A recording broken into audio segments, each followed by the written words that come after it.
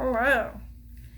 Welcome to my channel. I'm almost offline. I'm just going to do that for my mental health and to focus my energy, but I did get a little sweet treat. Not sponsored, just an addiction.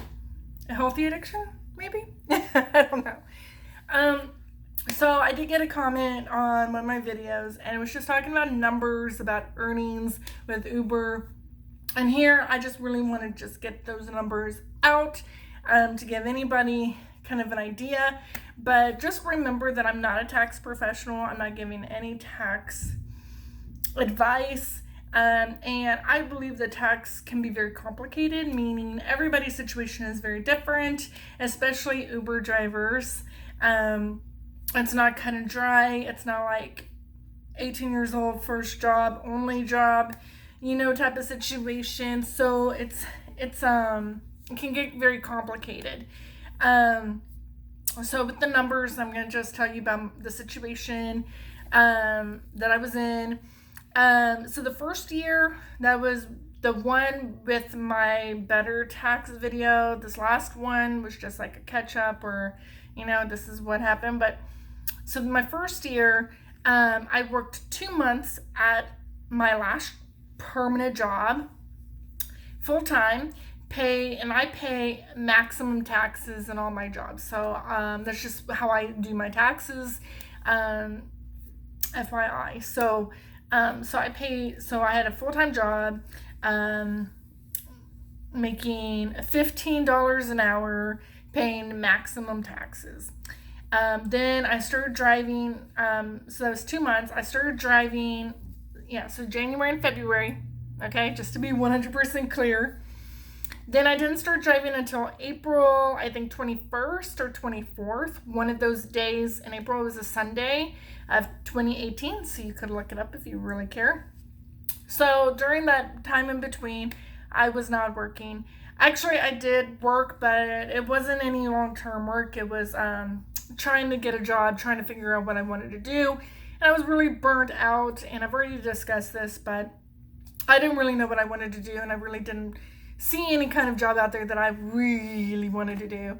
I didn't really see a whole lot of benefit out of it. I was really just in the mist, and that's when I started therapy. And so I just took some time to myself, and then that's when I decided to try Uber. And then once I started going, I was like, well, I could just do this. Not fully understanding. You never know until you do it. So then starting that through the end of the year, I drove Uber, but I got hired to do temporary holiday work at the post office. So just for the month of December, I worked. So that was 3 months of the year, of the 12-year period that I worked a full-time job, paying maximum taxes. Doing that, I used the standard deduction. It's like a deductible depending on your mileage, I think. And so you either get the standard deduction and you use your miles for that, or you don't do the standard deduction and you deduct every single little thing, meaning gas, maintenance, and all the shebang, okay? That kind of stuff. There's certain deductions that you can't deduct if you use the standard deduction, like a couple of examples that I just said. But even if you use the standard deductions, there's still plenty of things you can deduct. And that's just what I did. For me, it made the most sense, and I used TurboTax both times, the business free through Uber, because they have a link and you can just do it that way. And so that saved me. So it's free. I didn't have to pay to do this through TurboTax for small business or business, sole proprietor, or, and then you just put in your contract information, and that's how you do it like that. You can deduct off of, I don't have the paperwork, I think is in here. Let me pull it out really quick just so I can tell you specifically, or more specifically. I should have planned this, you would think, but I just came home and I was like, I really just want to get this kind of taken care of. And where did I say that? Sorry, I'm so sorry. Here it is. So this was last year's, but just to give names. So you want to keep all your documents that you deduct there. So did I even? Maybe, you know what? It's probably digital because I don't have a printer. I don't even know. Maybe if I had the 2018. Nope. Anyways, sorry. I thought I could share. Like, it's like your yearly summary. That's going to break down what you can deduct. You have to report all earnings. That means gross. That means at the first number. You need to report every dollar you made Uber, not every dollar you brought home. So remember that. Then the money that you paid Uber, to use their service, because that's, if you read the terms of service, that's how it's organized in a business way. And this is a business. You're not you're a contractor, and the way that you file is as a business owner. And so technically there's a business under my name for my Uber business, and that I'm guessing that's how it's organized. I don't really know. Don't ask me. Not a tax professional, y'all, okay? I'm just here. We're just gonna stick that in there, Who cares at this point, right?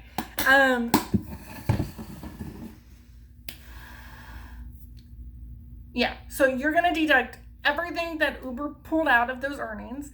You're gonna deduct all of your fees and stuff. It's all broken down there. And I deduct my tolls, but you need to subtract what Uber pays you. So if they pay you 20%, you got to report the 60% not reimbursed, or you get the picture. I do tolls. I do car registration, because I use my car mostly. Now, that's just me personally, okay? You need to do what's personally good for you. You're in a different situation. Me, I barely use my car personally. When I drive Uber, I drive a majority, almost all of it for Uber, okay? So that's just how that goes. So down to the numbers now. Making about $8,000 in a year. That is, well, probably more than that, because gross. It's really hard for me to remember. Maybe it's like 12,000. Let's just say 12,000. So 12,000 gross. Then I'm going to subtract what Uber brings out, and use my standard deduction. And that's a deductible. So you report your gross, the 12K. Then you, in your deductions, I think I would start with my standard deduction. So you start with your mileage. And then once that gets all counted in, you're still going to show that you owe. Then that's when you start saying, okay, well, Uber pulled this out. Okay, so that's done. And then all your extra fees that you pay for Uber.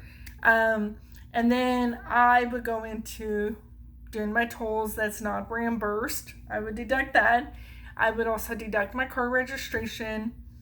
And I would call those easy deductions. Easy, if anybody checked my taxes and they saw those on there, they'd be like, legit. And they're legit amounts. And then I think I would still owe. I'm not sure, but not a lot, okay? Maybe.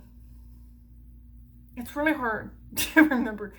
But when I work 3 months of the year full time, earning between $15 an hour and maybe 20 something dollars an hour, paying max in tax, I would get refunded. Okay, so that was the first year. The second year was only Uber, and then I did 2 years at the post office, making it was like 17 something an hour, but I worked overnights.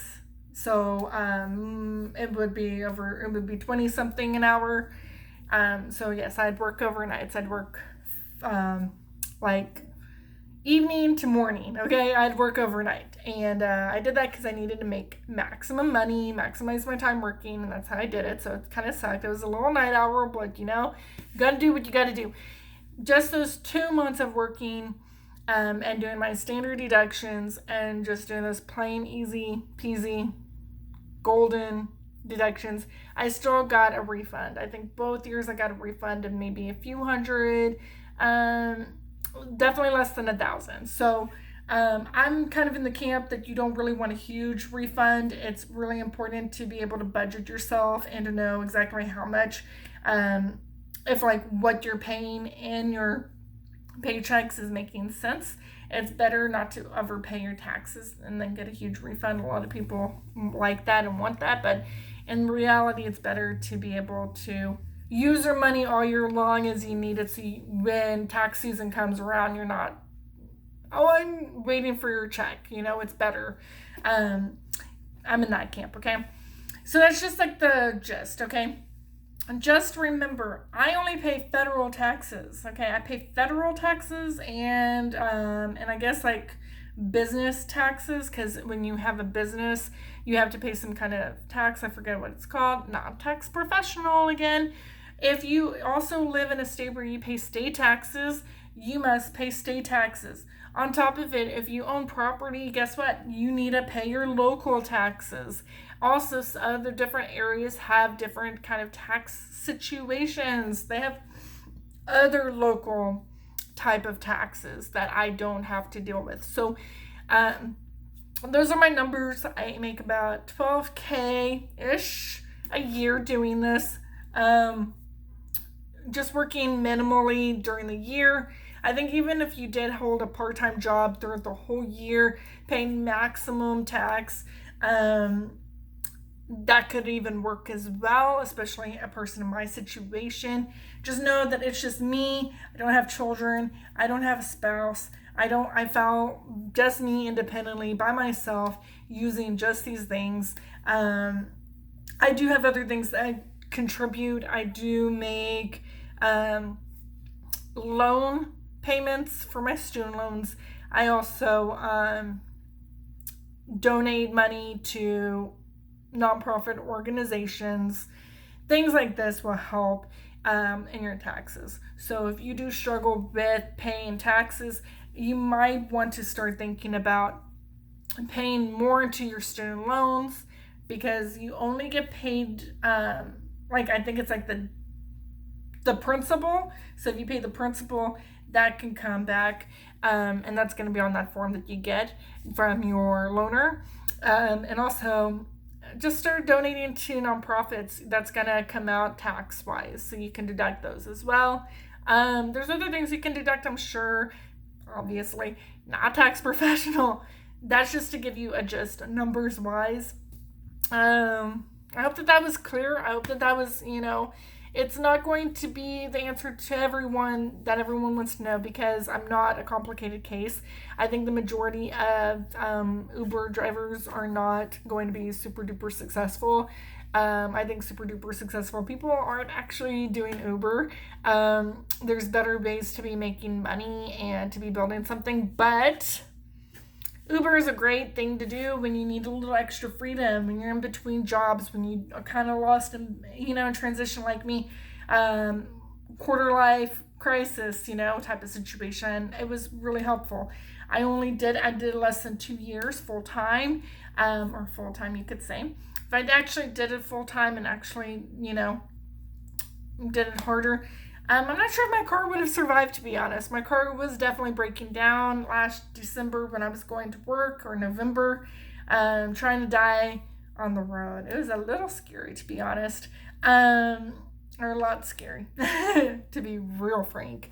But I just really want to put that out. I think that it might be a question. It might be something that people have. If you have any other videos that give numbers, people share what they made and how it happened, put that link in down, so that way in case if anybody finds my video, they can find those other videos as well. But I'm just gonna leave this here. See ya.